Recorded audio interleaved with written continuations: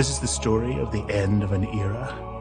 For 100 years, movies have been shot on this, celluloid, paper-thin, shiny, perforated. A medium so sensitive that it could capture the subtle colours in snow. But in the 90s, the digital image in Terminator 2 came along, and reality got less real.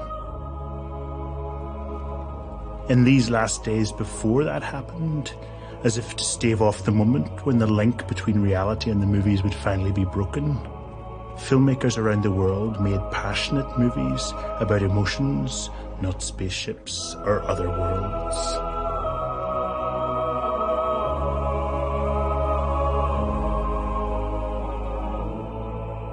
The story starts here in snowy Iran.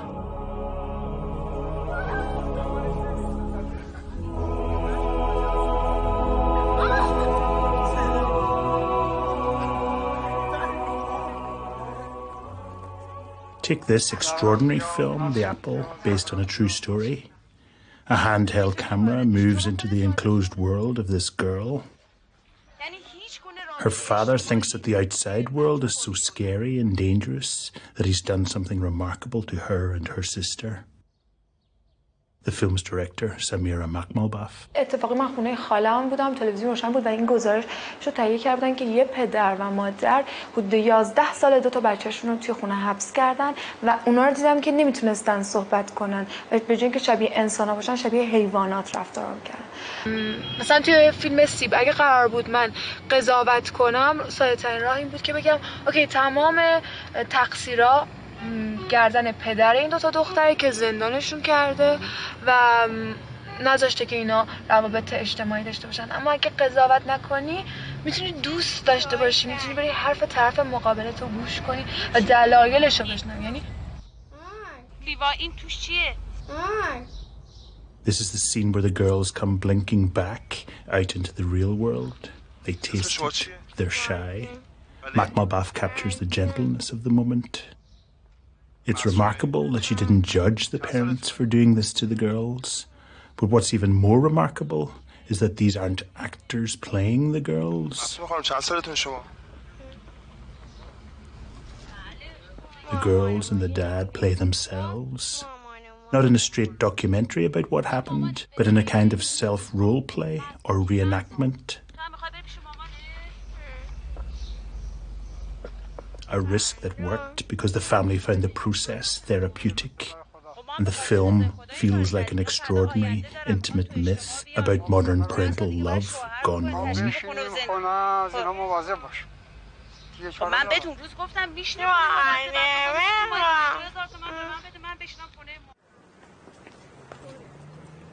The real-life event was so fertile, so moving, that Makhmalbaf used film to double back over it. This doubling back so that the real experience can fertilize the film was unique to Iranian cinema of this time.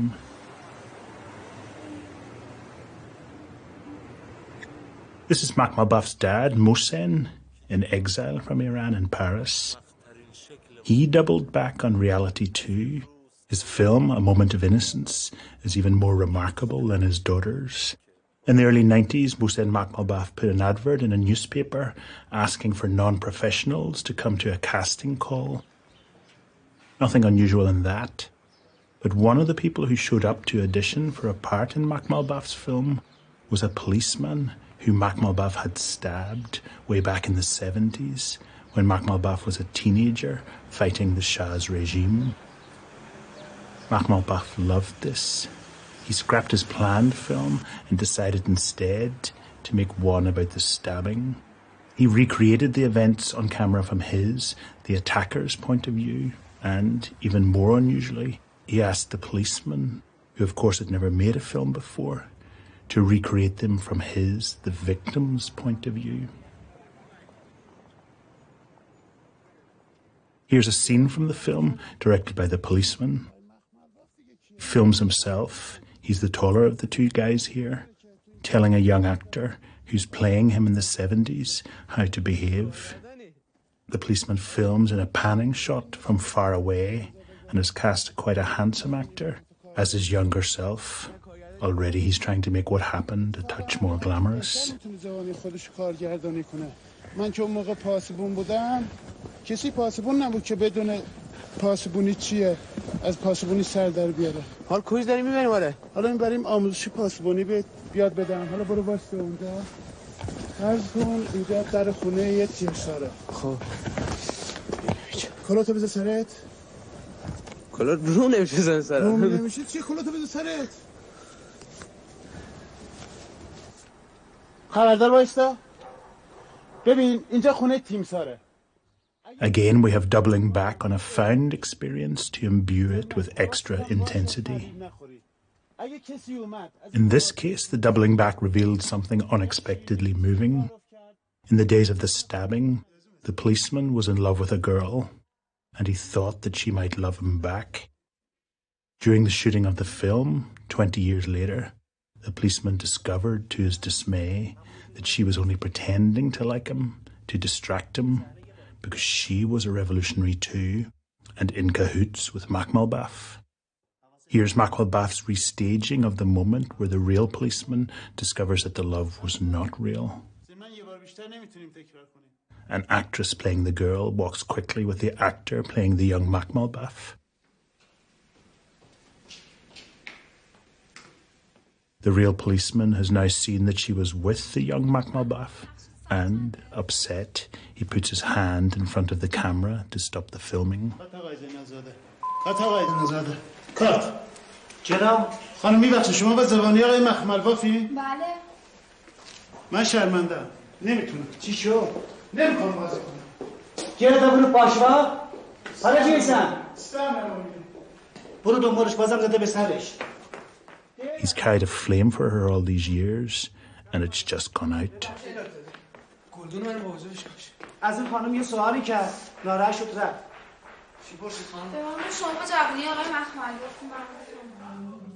Makhmalbaf ends this film about life, reworked exquisitely. Beautiful close-ups, haunting music. The girl asks the policeman the time. ببخشید سرکو شما میدونین ساعت چنده؟ Will he be stabbed? Will he shoot her? A moment of innocence.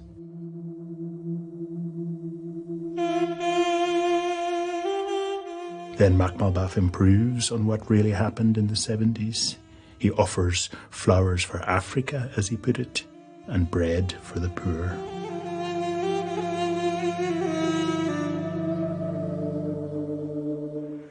A Moment of Innocence is the single greatest work of autobiography in cinema. It brilliantly shows that not only fantasy films like The Matrix are fascinating, but fasten your seatbelts because the story of reality in the last days of celluloid is about to get even more complicated. In the 90s, this Iranian filmmaker, Abbas Kiarostami, seemed to worship reality in a way that few artists ever did. He started by trying to reduce all falseness from the process of filmmaking. گفتم که من سعی میکنم که وقتی گفتم حذف عوامل، حذف نور، حذف شود که کلاکت، حذف تراولینگ، حذف کربدارلی و همین داستانه که شما دارین، مهمتر از همه حذف کارگردانه به نظر من. ولی حذف کارگردان معناش حذف مؤلف نیست. کارگردانی اینجا بر من شبیه این کوچای فوتباله که اینا تمام کاراشون از قبل باید انجام بدن، یاراشون رو باید به موقع انتخاب بکنن بر اساس استعدادایی که دارن، ولی موقع مسابقه باید بشینن یه گوشه‌ای مثل تماشاگرها و هرس بخورن یا سیگار بکشن یا عصبی بشن یا خوشحال باشن و دیگه موقع بازی وارد بازی این نابازیگرا نشن. This film, Where's the Friend's House, is a triumphant result of Kiarostami filming like a football coach. He selected a great young player, actor, Babak Ahmadpour, put him in a world that he knew, this ordinary courtyard house in northern Iran, kept the camera on the sidelines and asked Babak to do scenes he could understand. Here he talks to his mother about his homework book. جلاشون مثل همه اینا این مال محمد رضا نمزاده اینم مال من. خب دیدم چیکار کنم؟ باید ببرم بهش بدم. فردا میبری مدرسه میری. فردا بدم معلممون باش دعوا میکنه. Whereas The Friend's House was one of the greatest films about childhood and friendship, حواسش کجا؟ but then tragedy struck. A terrible earthquake hit the region whereas The Friend's House was filmed. 50,000 people died, including 10,000 kids.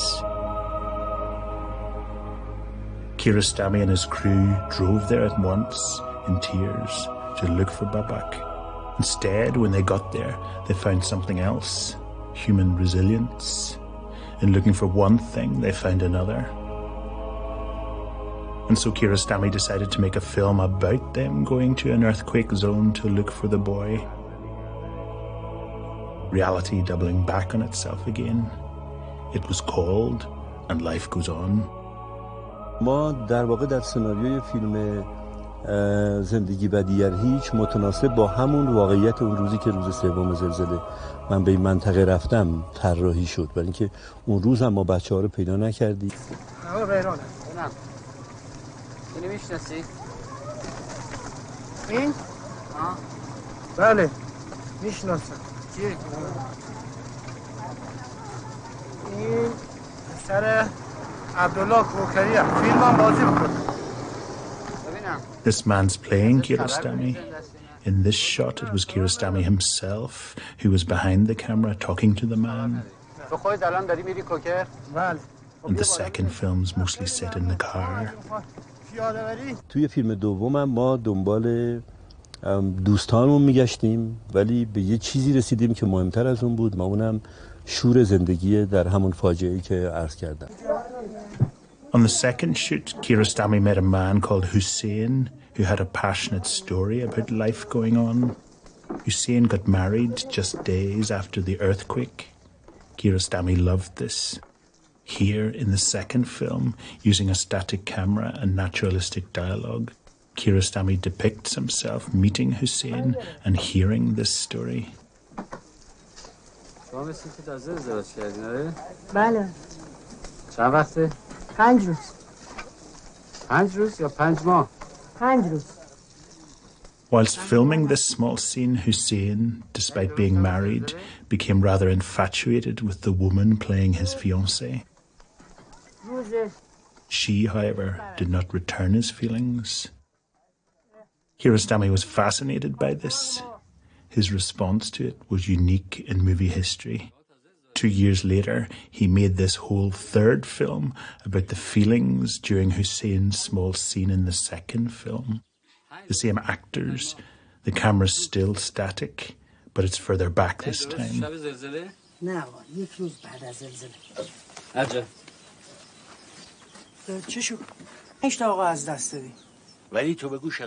We see a director who's playing the man who was playing Kiarostami. Hussein goes upstairs to try to woo the new woman. An objective frontal shot. And then Kiarostami films from her position and then his point of view.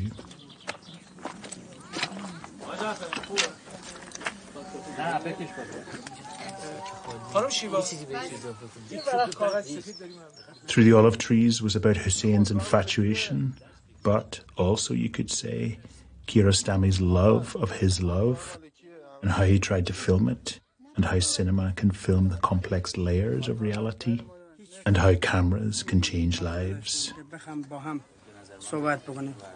صحبت می‌کردم یات ننه خدا بیامرزم رو صحبت کردم یات مارم اونم که اوشان که پیرن همه جوانان دل خبر نداره خودشان جوانی اوشان یاد نیاد This complex trilogy about the circle of life and love had started 7 years earlier with this reserved boy filmed from the sidelines. 7 years later, filmed from a car, Kiarostami's favorite way of looking at the world. Babak suddenly appears again, taller but still serious. He was still alive after all.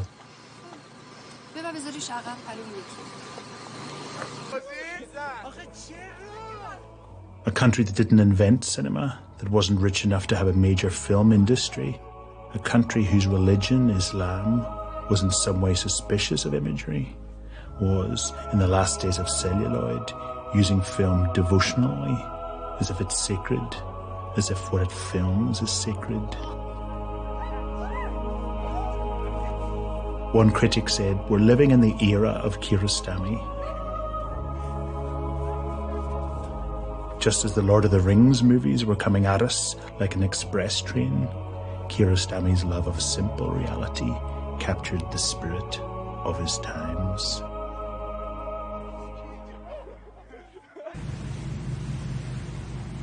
Far away from the snowy north of Iran, film was also being used to transfigure, to focus on real people, not hobbits or virtual reality. So far in the story of film, Hong Kong has been associated with the action movies of Bruce Lee and what came after.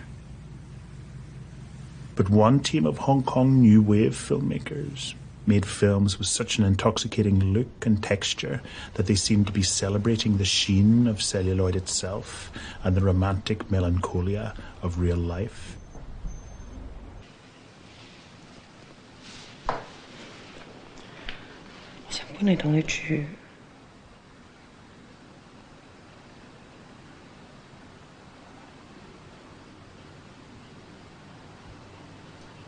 Oh?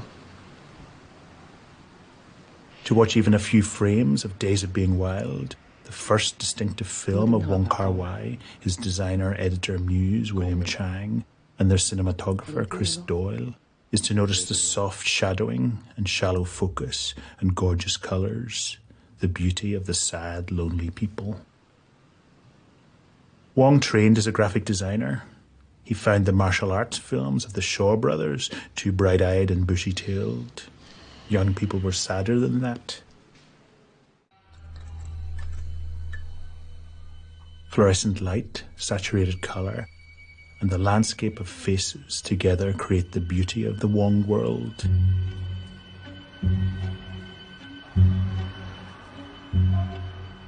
To travel around Hong Kong today is to feel Wong's sense of time and colour and composition.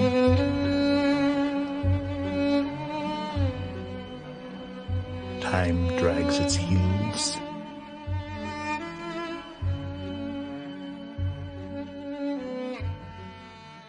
Soon, Chung was playing a silent movie icon in France. In a telling comment on what directors sometimes do to actors, the director Olivier Assayas literally scribbled on the celluloid.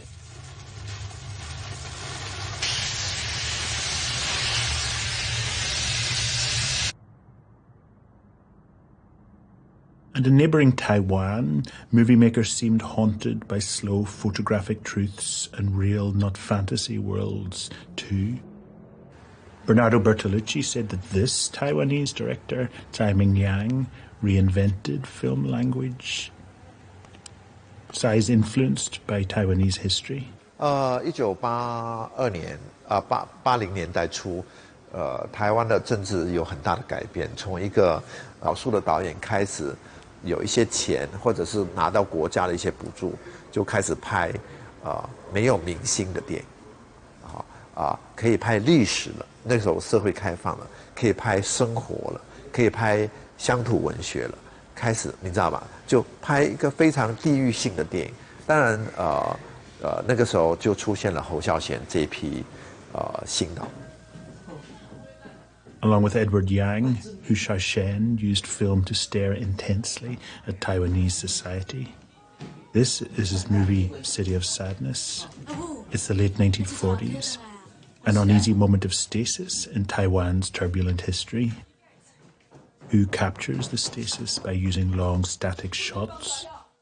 They average more than 40 seconds each. Hu said that holding a long shot has a certain kind of tension. The pleasure and intellectual distinction of Hu's films lies in their rigour. Take this scene, for example. One of the brothers in this story is treated in a local hospital. The story takes us back to the hospital several times. An ordinary director might want to vary the shots on each return, but who shoots from the exact same camera angle? Reality doubling back on itself again. Not a reverse angle or alternative shot. If City of Sadness is about national recall, who seems to suggest that we remember places in just one way? Ushaishen revered the other master of spatial rigor, Yasujiro Ozu. His frames within frames, square-on imagery, no camera moves. Like Ozu, Hu seldom uses big close-ups. Space in Hu is not something to move through at speed, as it was for most 80s directors, and later films like The Matrix. This makes Hu the great classicist of cinema's modern era. Hu's bold seriousness paved the way for Tsai. 我是晚侯孝贤10年的出来的导演，我觉得，那个气氛会让你想要真的做一个你想做的作品，而不是完全来对付市场的作品。Tsai's second film, Vive l'Amour, is about the loneliness of life in modern cities.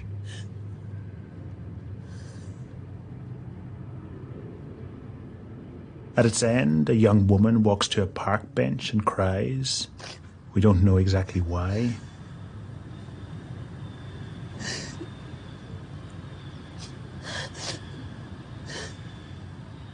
Waves of emotion cross her face as the sun comes out. Tsai's camera remains static. A scene that's the opposite of fantasy cinema, like Terminator 2. Tsai believes in the fascination of the human face. 这个电影拍完的时候，送去威尼斯竞赛，那他们非常喜欢这个电影，要希望他来竞赛。可是呢，当时要求我把这个最后的接近7分钟，是我坚持说我要这个7分钟。这个电影是在讲现代人追求物质之后在就说对情感的一种态度，就是一夜情最后变成是整个电影的意义。我还是觉得这些人是柔软的，他还没有变成石头，可是他要被提醒，他将要变成石头了，所以哭泣好像是重新可以找回人的敏感的。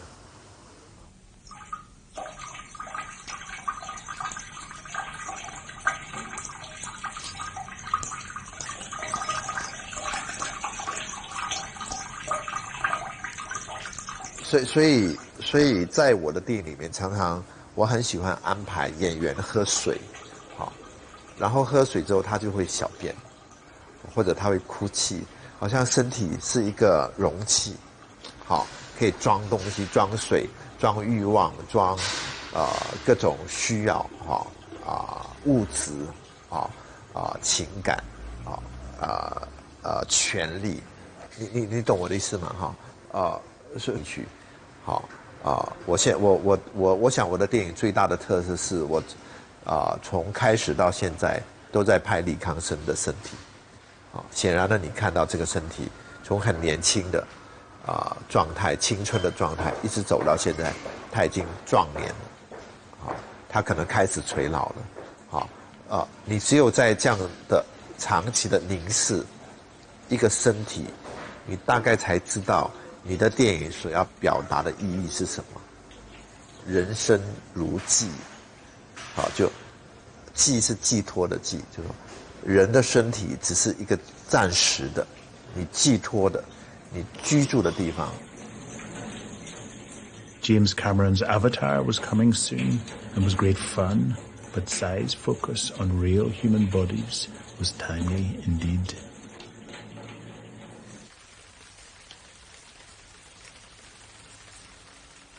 Move from Taiwan to Japan in the 90s, and you find movie makers who were using film in the opposite way to those we've met so far in the last days of celluloid.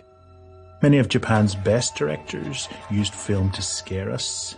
Their movies were so distinctively made and so often remade by Hollywood that a new term, J-horror, was coined. To get under the skin of 90s J-horror, let's start with one of its pioneers, this man. Shinya Tsukamoto, Japan's movie cyberpunk. 僕子供の時はですね、ちょうど僕小学校の時にゴジラとガメラが上映されてたんですけど、僕多分まだ戦争とかあれ多分ゴジラ自体が水爆の結果生まれてくる怪獣だと思ったんですけど、なんか戦争の恐怖みたいなものが黒いボディ。ただその時にはいろんなまあ水面下のというか。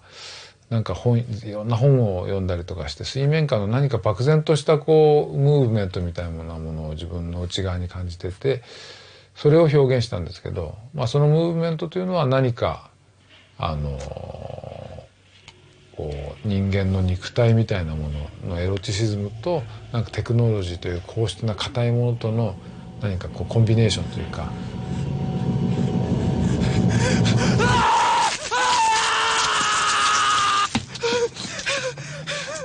In Tsukamoto's film Tetsuo, an ordinary Japanese man starts to turn into metal. The handheld, punky, black and white imagery captures the man's terror and disorientation.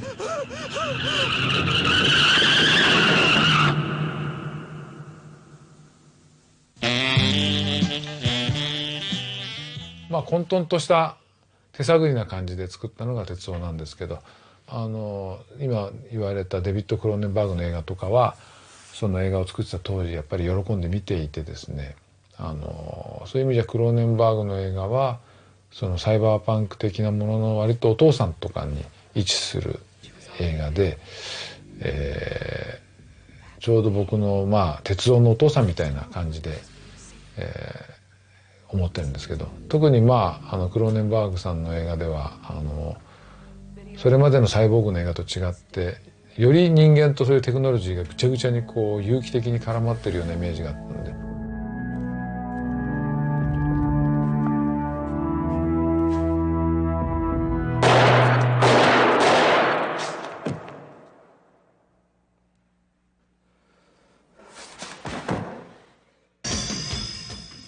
And in the sequel to Tetsuo, in which a man is transformed into a gun, Tsukamoto used 43 seconds of single-frame images of biology and women and space.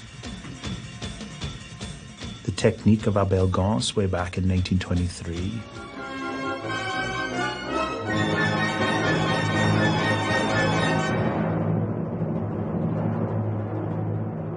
"1,000 images to represent the flickering decay in the man's cellular life."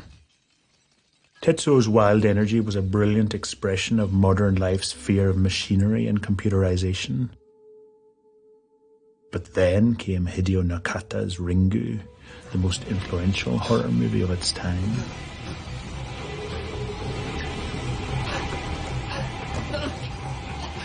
Imagery colored navy blue, a haunted young woman, industrial noise and screeching.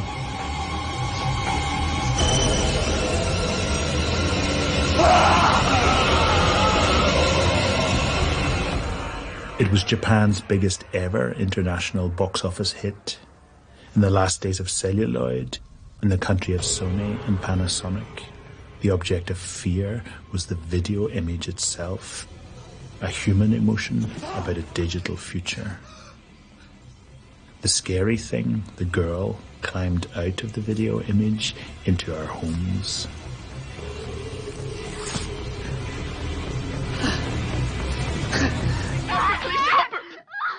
Nakata saw and loved The Exorcist. He borrowed its domestic setting, innocent girl possessed by the devil, its banging and sudden violence. All right, let's see what And he borrowed too the eerie calm of the dreamlike female ghost with the long black hair in Ugetsu Monogatari. Nakata put this demonism and grace into his film, which was about people who die after watching a videotape.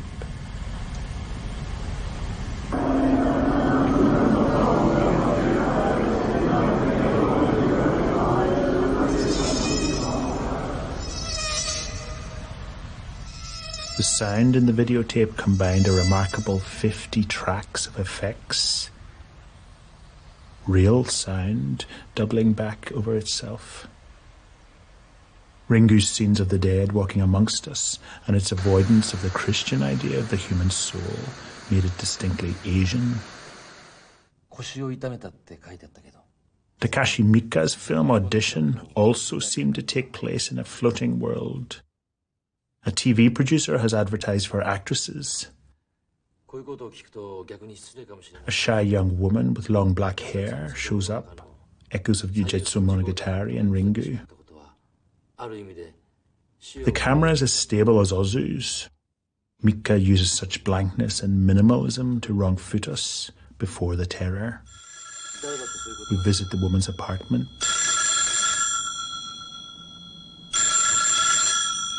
She's waiting for the TV producer to call. He does. She smiles. In the background of the shot is a sack.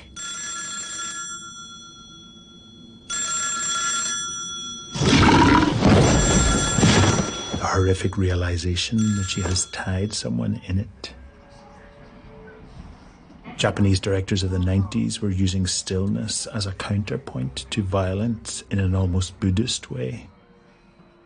This and a chain of Japanese fears of the atomic bomb, of machinery, of video, and of women had led to the most distinctive horror films in a generation.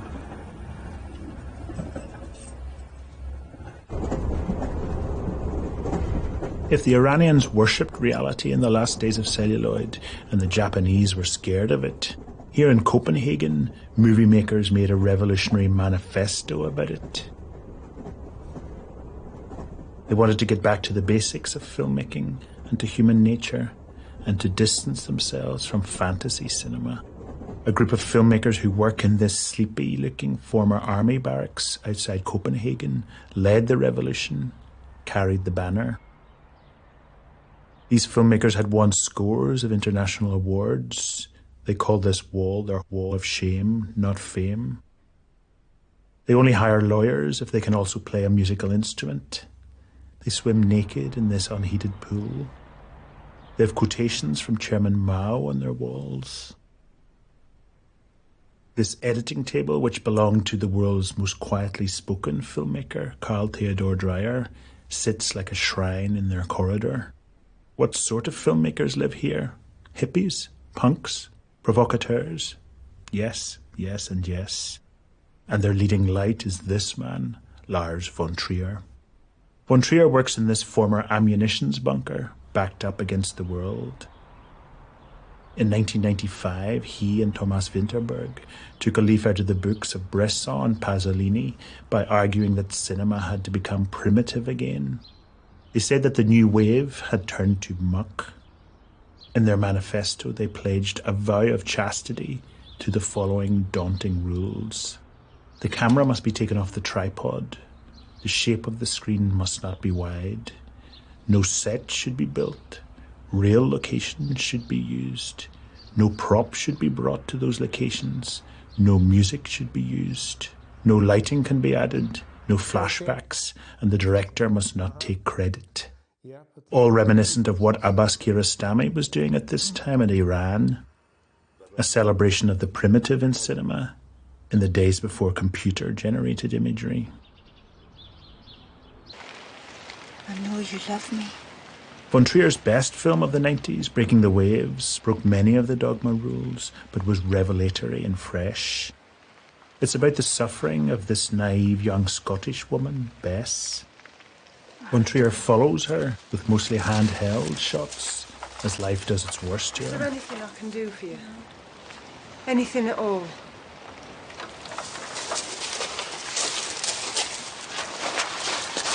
Yes. I'd like you to go to Jan and pray for him to be cured and to rise from his bed and walk. The actors were free to move anywhere. Trier did take after take, then edited together the moments of each take, which seemed to him most true, even if they were out of focus or broke the 180-degree axis rules, the ultimate movie roughness. We saw a thing on an American television thing called Homicide, that I'm sure you know, that was kind of the groundbreaker, so to say. There was a lot of time cuts and no continuity and all this stuff, and that was kind of really a burden to be freed of, I think. And I've kind of toyed around with that ever since. And artier people like Godard had done something similar. Yeah, but that was kind of more in a stylized way. And this was kind of more to kind of be free of the whole thing and more like, you know, if you cut a documentary, you don't care if the cigarette is, you know, or is as long as in the other shot, or, you know, you don't care. And if you film, when you film these jet planes flying into the Twin Towers, you know, you don't care on which side of the axis you are. And nobody in doubt of where the planes are coming from or where, you know. It was, for me anyway, very nice to get rid of. At the end of Breaking the Waves, Bess dies, and then this happens. The most audacious moment in the whole of world cinema of the 90s.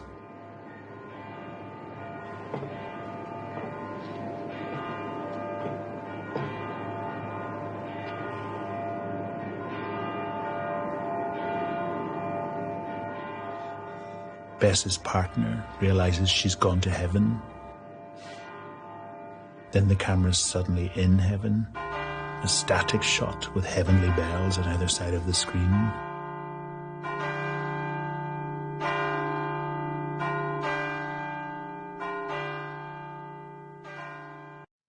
Most movies are secular, but Breaking the Waves' ending was Christian. The good thing about going too far, you know, is that you kind of, if you see films that are going too far, you can kind of make a mark. How long did I stay with it, right? A lot of people didn't stay with the bells, and some of them said that it was a good film. The rest of it. I got it coming to me. In Breaking the Waves and this later Von Trier film, Dogville, he sometimes operated the camera himself, often touching Nicole Kidman during a scene like this. This intimacy between director and actor was new in film history. Dogville was even more innovative than Breaking the Waves. Trier used no sets, buildings or props. A technique as daring as it must have been scary. Don't like me then. No, I was not scared. No, because you know, if you go back to the 70s, there was a lot of people did much more strange things, and they worked, you know. So I was pretty sure that it would work, but it only, of course, works if you want it to work as an audience. And no, I was not. I remember one of Nicole's friends, Russ Crowe, came to the set, and he said, "This demands an explanation." I said, "Not from me," you know. No, I'm very pleased with Dogville. She recalled. Again, we follow the suffering of a woman, this time in an American village. Villagers start to enslave the woman. In the end, they shackle her like a dog. It was quite unlike Dogville to restrain its indignation on any point.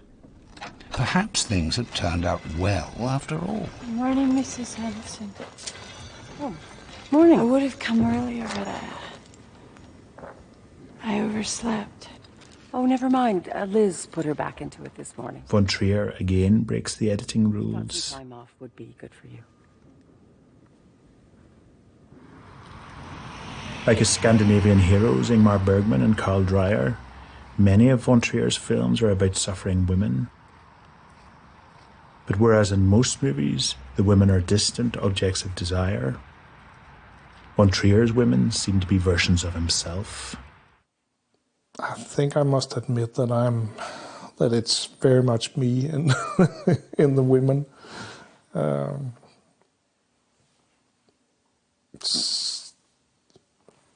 I don't know why it has become this way, but first of all, for me, it's much easier to work with actresses, whereas as men, I think are or can be more difficult because they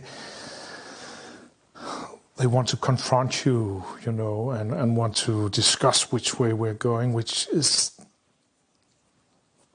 something that's difficult because sometimes you don't know, you just have a feeling, which is something that the actresses for some reason it's easier for them to accept, I think, or it's easier for them to accept that they kind of give in to the project in another way. Von Trier once said that a film should be like a pebble in a shoe. No, the film that I like, they hurt a little bit. A lot of films are, you know, reproductions. And I don't believe so much in doing that. A lot of people do that. So I'm trying to make something that in some sense makes a little mark or a little pain.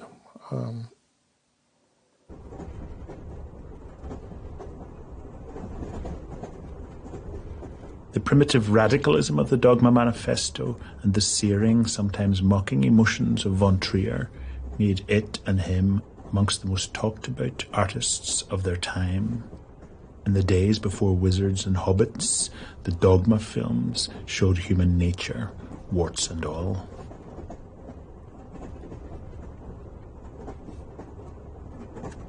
Jump from Copenhagen to this train in France in the 90s, and you find a bunch of French-language directors reacting, like Lars von Trier, against glossy fantasy cinema, celebrating truth and celluloid, but doing so with more working-class and ethnically diverse characters.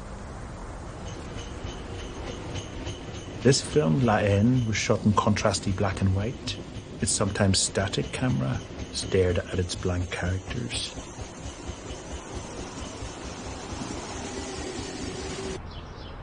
It was filmed here, not in fancy Paris, but in the banlieue, the housing estates on the outskirts, at the end of the train line.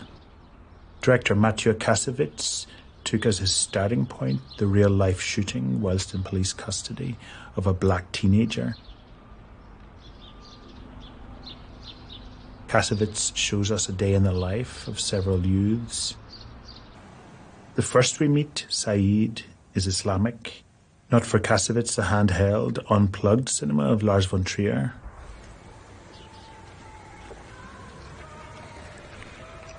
He tracks into Saeed in slow-mo, then cranes over his head like Sergio Leone.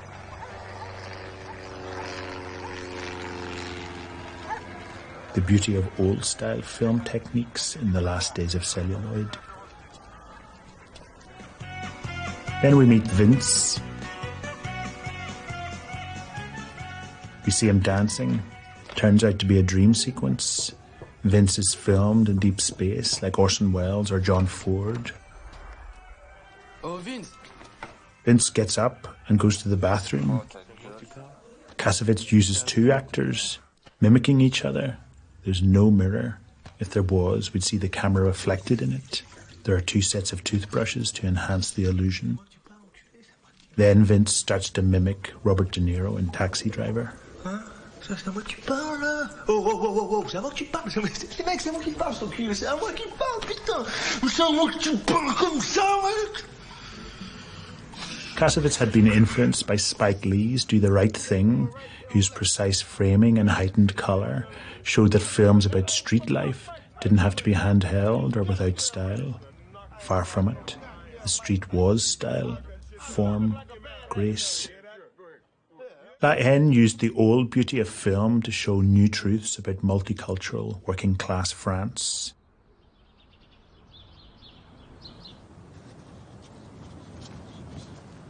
This film, Bruno Dumont's L'Humanité, is also about working-class France, but its film style is totally different. It's shot in colour. Its camera hardly moves, none of the craning of La Haine. This opening shot shows a distant policeman walking across a landscape.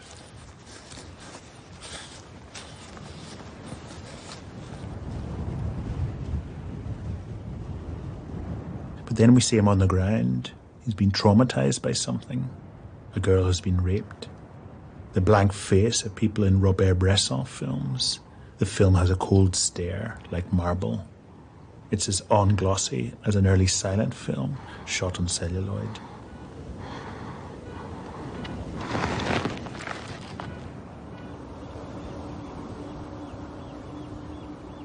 Later, astonishingly, the man seems to levitate.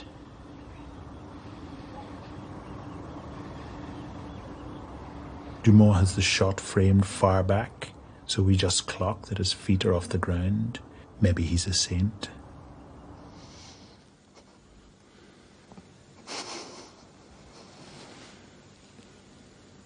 And in the very last image, the man's filmed in medium long shot, turned away from us, and we glimpse handcuffs on him.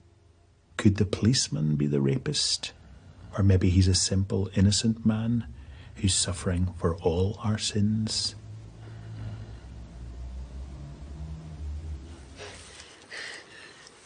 As devoted to real, not fantasy people, were the Belgian former documentarists Jean-Pierre and Luc Dardenne.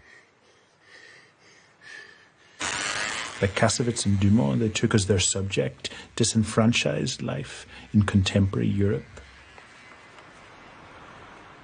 Rosetta was about this feral teenage girl who's desperate for a job. The brothers' brilliantly simple stylistic innovation was to have her run throughout the film and follow her with a handheld camera. Like Dumont, they seldom used the shot reverse shot techniques which were established in the movies by about 1913. Always moving forward with their camera gave a unique sense of being at the shoulder of the girl as she runs through the world looking for work. Very easy thing to learn, you know. Perhaps the greatest French language director of celluloid in the 90s and since has been this woman, Claire Denis. She worked with Wim Wenders and is thought of as an art movie director, but insists that film is universal. I would love, in a second life, to be a sort of James Cameron, you know. For me, there is no difference between a James Cameron and a Claire Denis. You know, they want to make film. Denis grew up in Africa and greatly admired this film, in which this rebellious young man slaughters oxen, then puts their horns on his motorbike. Old and new Africa in a single image. I saw Tukibuki, which for me still is one of the greatest films I've seen about hope, teenage hopes, you know, something like that. I am a white person who grew up in Africa, and it's a very powerful experience.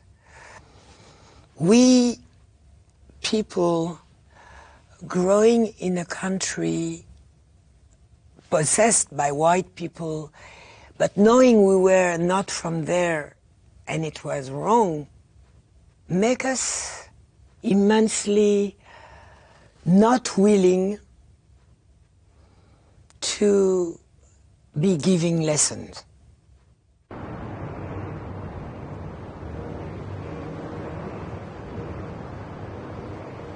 This is Denis' extraordinary African film, Beau Travail.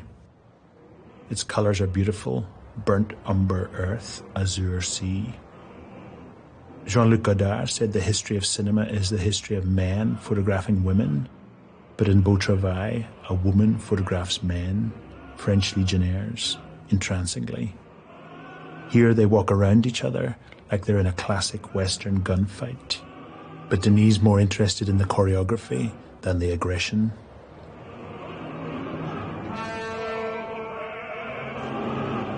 They fight.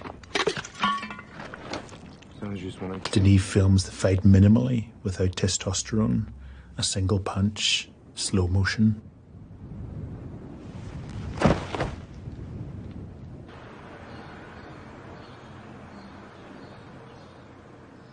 The main character decides to kill himself.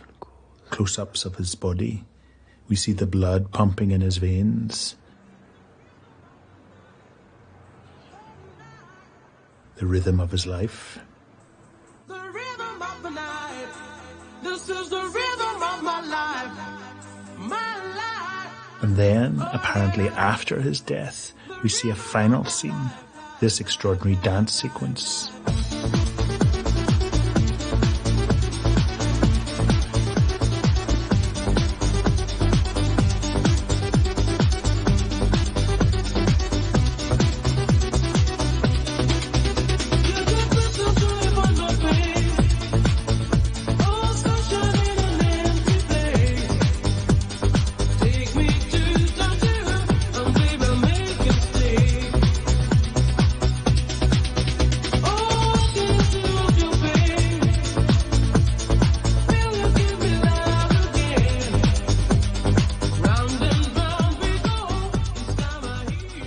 Filmed full height, as Fred Astaire was in Hollywood musicals.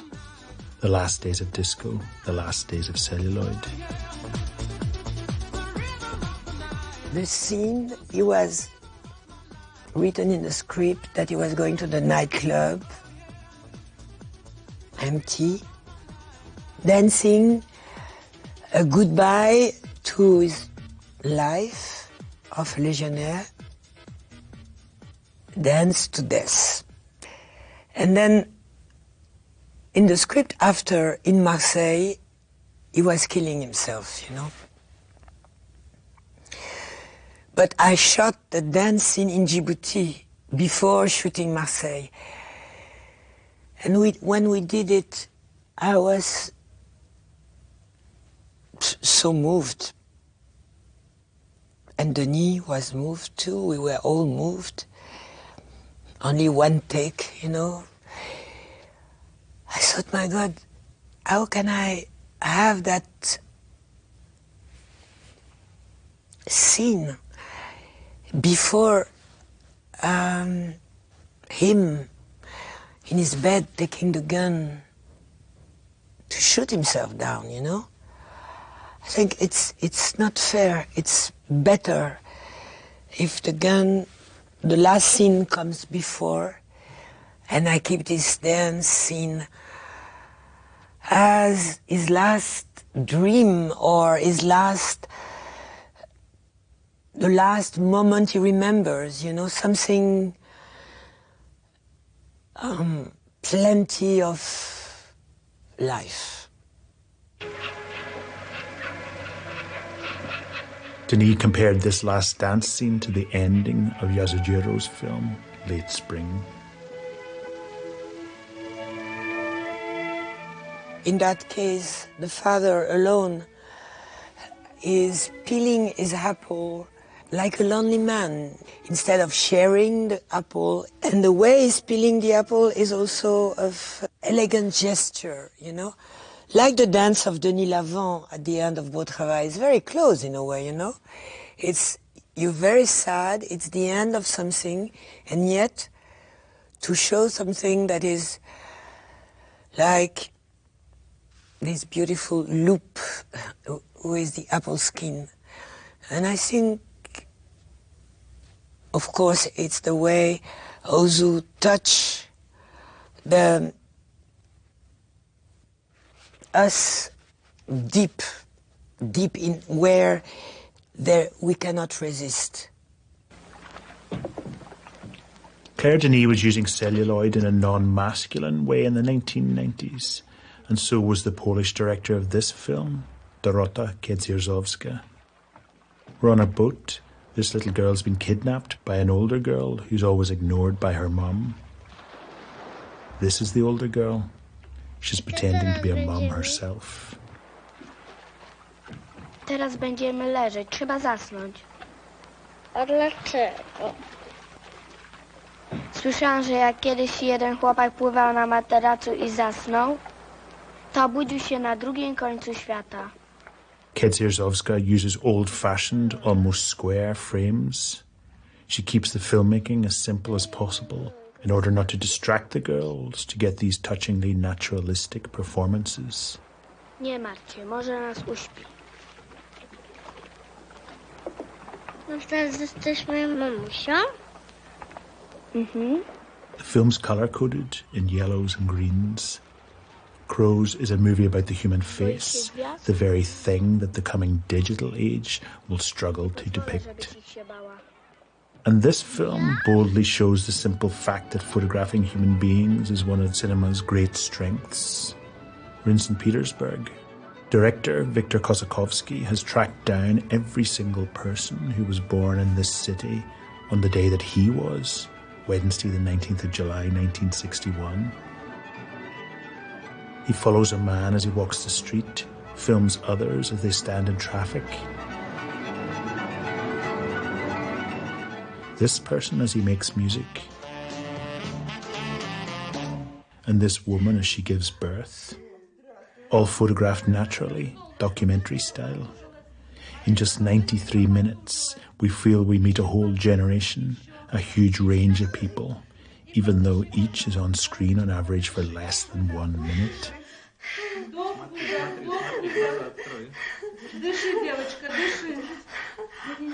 Wednesday was a celebration of real human beings in the last days of celluloid. This man, Michael Haneke, saw them as dark days. In this documentary, we see him tell an actor how to hit an actress, the threat of violence in his work, and he's always consulting his marked-up screenplay, which shows how meticulously planned his films are. Haneke studied philosophy and started making films in 1989.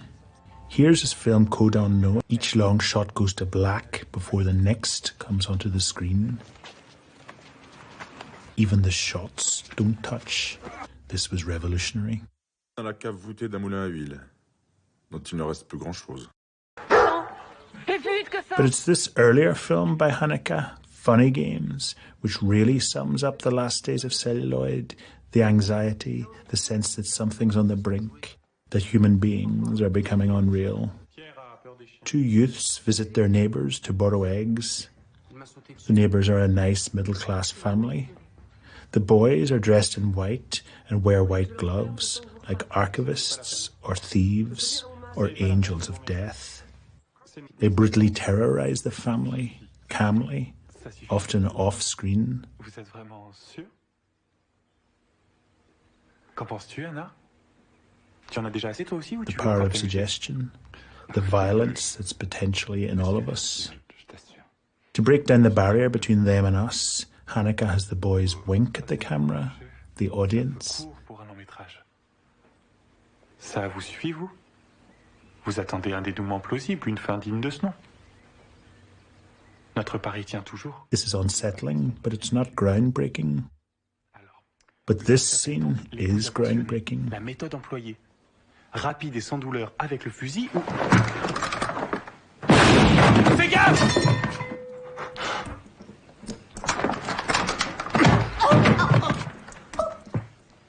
The boys take a TV handset and press rewind. Merde, elle est où cette putain de télécommande?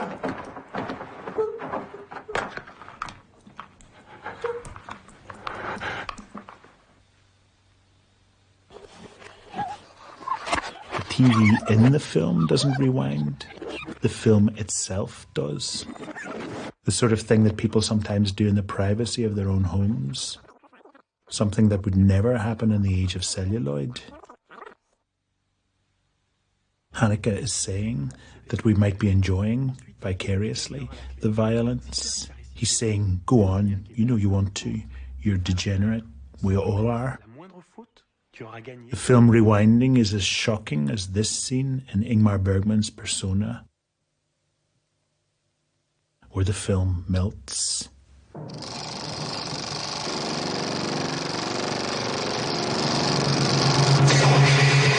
In both cases, we're suddenly at a new level, in a new position. The spell is broken, and we're woken up. To what? Something massive to get our heads around. A digital world where seeing's no longer believing. Where suddenly the people on screen are avatars, or Neo in the Matrix, or Harry Potter, or hobbits.